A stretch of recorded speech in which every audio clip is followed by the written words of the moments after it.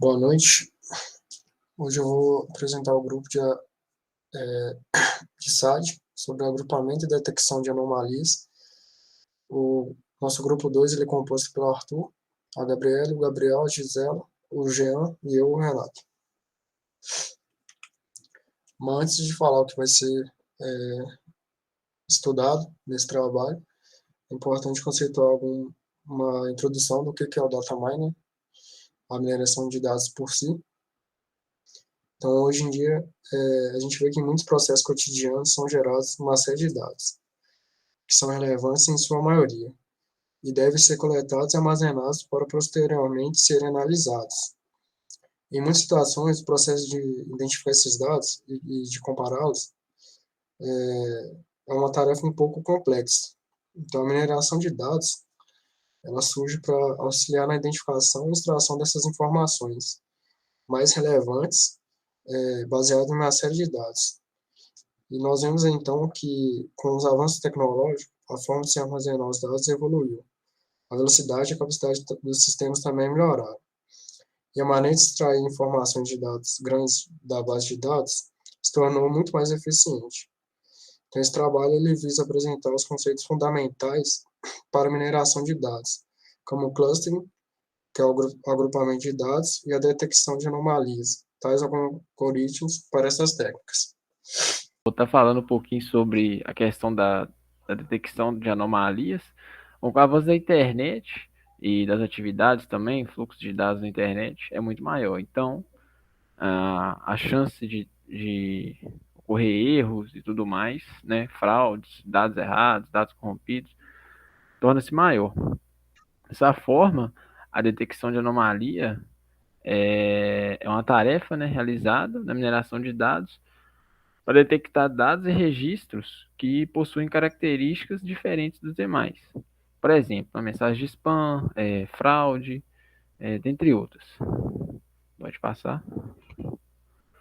Agora, em relação às causas das anomalias, né, em uma base de dados, a gente pode citar, por exemplo, se o dado for de uma classe, se o dado for de classes diferentes.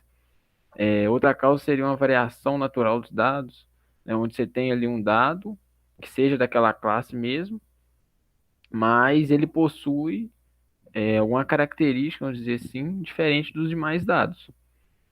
E outra causa seria os erros de coleta de dados, onde algum dado tem entrado de forma incorreta. Pode passar. Então, uma forma de se encontrar o objeto, né, o dado, ali que ele seja considerado anômalo, é utilizar os algoritmos, né, para detecção dessa anomalia. E um algoritmo estudado na disciplina foi o KNN, que é baseado no cálculo das distâncias, né? Nesse algoritmo, a gente tem o K, que é um parâmetro no qual a gente utiliza para a comparação de vizinhos com um determinado elemento, né? O K seria basicamente a quantidade de vizinhos, e aí a gente calcula a distância desses vizinhos ao elemento, utilizando a distância euclidiana, que também foi estudada nessa disciplina. E com esse cálculo, é possível que a gente possa atribuir um grau de estranheza para cada elemento, no qual mostra mesmo o quanto que aquele elemento ele é diferente dos demais, né? O quanto que ele é estranho, né? Ele é anômalo aos demais dados. Olá, eu sou Arthur. Nessa parte será apresentado o código, uma implementação do código. As ferramentas utilizadas foram importadas da ferramenta Pandas para manuseio do CSV e também dos data frames, statistics para poder gerar os gráficos, o Standard Scalar, Scalar para também normalização dos dados. Nisso foi utilizado o PD, que foi a abreviação por anos que utilizamos para ler os dados, as 1000 linhas que as primeiras linhas que a gente tinha escolhido. E nisso, dando um head, foi possível ver quais foram os dados apresentados. O head mostra apenas os quatro primeiros dados. Nós selecionamos quais os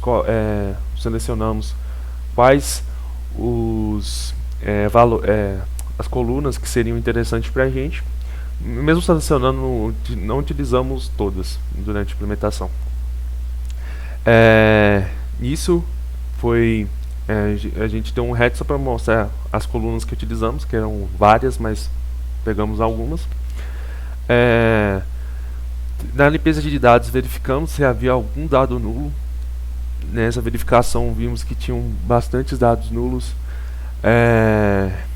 E para poder tirar os dados nulos, a gente utilizou o states com o FILNAR. O FILNAR é para poder mexer relacionados aos dados que estão nulos. Cada coluna a gente utilizou, pegou de cada coluna, utilizou o método statistics para poder ajudar a gente e realocamos em cada lugar que estava um none para o valor mais utilizado, né, de cada coluna. Nisso criamos outras data frames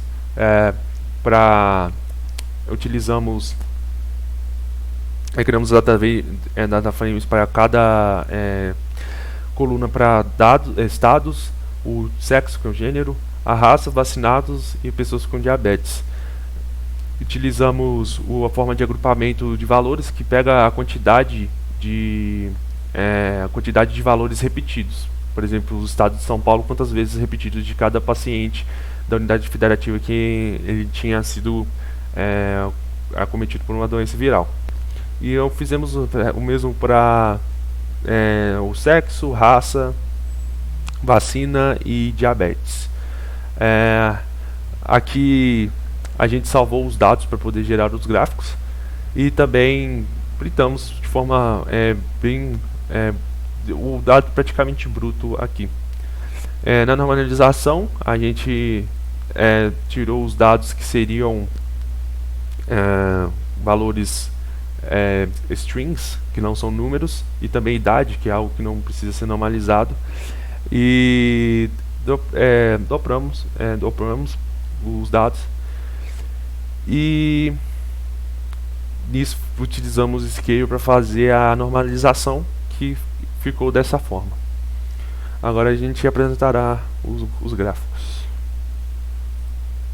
Bem, sou o Jean. Na apresentação dos gráficos, eu vou mostrar alguns gráficos analisados e os dados recorrentes que vamos conseguindo durante a mineração deles.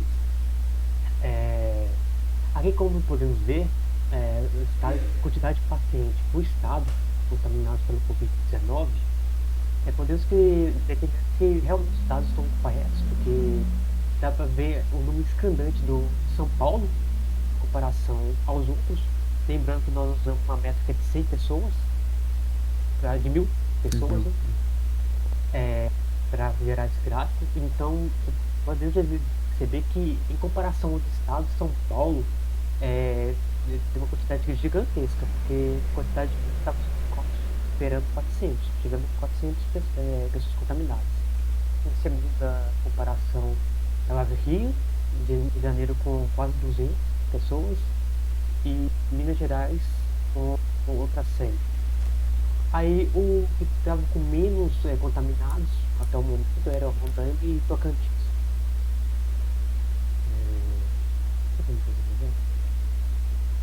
Bem, a quantidade de contaminados por gêneros, novamente os dados estão totalmente corretos, porque foi comprovado diante a pesquisa internacionais que a maioria dos contaminados foram sexo masculino, principalmente no Brasil, a não ser em alguns pontos específicos, como hospitais e clínicas de enfermagem e tal, que contaminados foram em grande parte feminina, e acho que pela do gênero de profissão.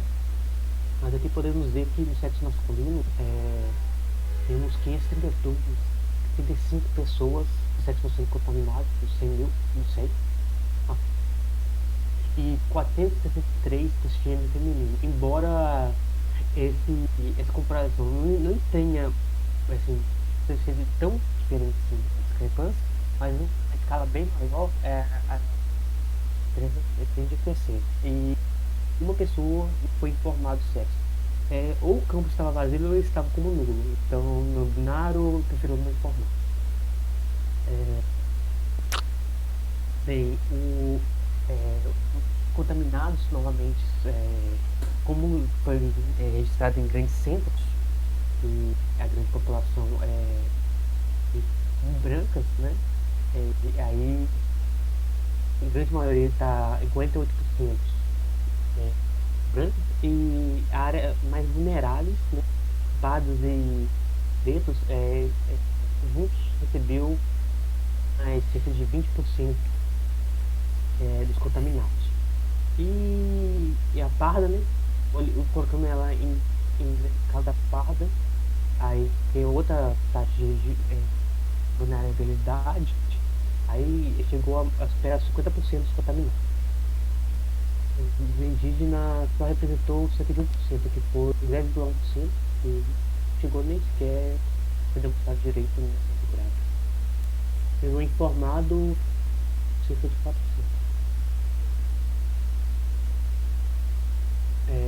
Já na vacina, quantidade de vacinados foi no início do ano passado. Esse dado foi do ano passado, na verdade. Ainda estamos em 2021. Ainda não estava com aquela campanha nova de vacinação, que só começou a vacinar os da faixa vulneráveis, né? Médicos, pessoas de saúde. Então, aqui no informados, e junto com não vacinados, operou mais de quase 800 pessoas dos vírus. Apenas 119 foram vacinadas, mas porque não estava tendo campanha de vacinação ainda. E no informado, provavelmente também existia porque não dados, ou dados que vacina, não e vazio. Em muitos lugares deve ter implementado isso como vazio como não. Portanto, no quase quantidade de procuramos dados tipo obesidade, ou pessoas vulneráveis, ou diabetes, no caso de doenças, nós analisamos como demonstrativo de diabetes, que já 6 pessoas continham diabetes, ou seja, estavam vulneráveis por complicações da doença. E 8 pessoas não informaram, e 196 não continham diabetes.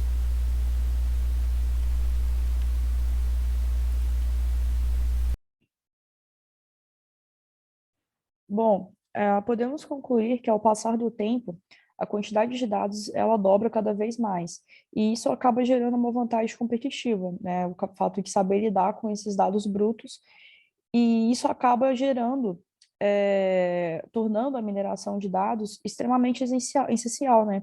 Porque ele é um processo que tem sido muito utilizado pelas empresas, justamente para encontrar informações úteis, né, informações relevantes em meio à grande quantidade de dados.